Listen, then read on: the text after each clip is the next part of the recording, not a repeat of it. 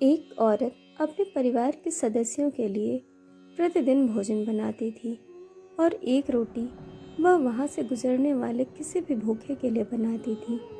वह उस रोटी को खिड़की के सहारे रख दिया करती थी, जिसे कोई भी ले सकता था।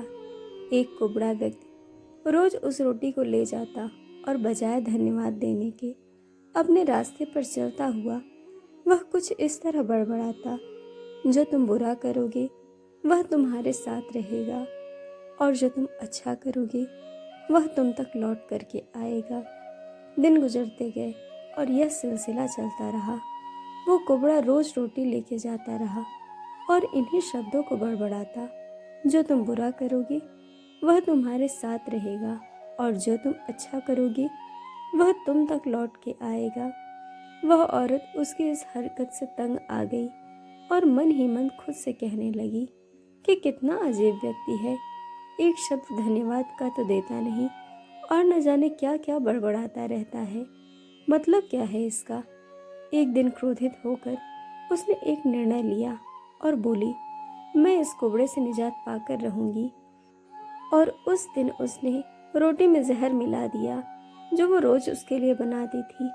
जैसे उसने रोटी को खिड़की पर रखने की कोशिश की कि अचानक उसके हाथ कांपने लगे और रुक गए। वह बोली, हे भगवान, मैं ये क्या करने जा रही थी। और उसने तुरंत उस रोटी को चूल्हे की आंच में जला दिया और एक ताज़ा रोटी बनाई और खिड़की के सहारे रख दी। हर रोज की तरह वह कुबड़ा आया और रोटी लेके गया और बोला, जो तुम बुरा करोगे वह तुम्हारे साथ रहेगा और जो तुम अच्छा करोगे तो वह तुम तक लौट कर आएगा। वह रोज की तरह यही बड़बड़ाता हुआ चला गया, इस बात से बिल्कुल बेखबर कि उस महिला के दिमाग में क्या चल रहा है। हर रोज जब वह महिला खिड़की पर रोटी रखती थी तो वह भगवान से अपने पुत्र की सलामती और अच्छी सेहत और घर वापसी के लिए प्रार्थना करती थी, जो कि अपने सुंदर भविष्य के निर्माण के लिए कहीं बाहर गया हुआ था और महीनों से उसकी कोई खबर नहीं थी। ठीक उसी शाम को उसके दरवाजे पर एक दस्तक होती है। वह दरवाज़ा खोलती है तो भौचक्की रह जाती है। वह अपने बेटे को सामने खड़ा देखती है।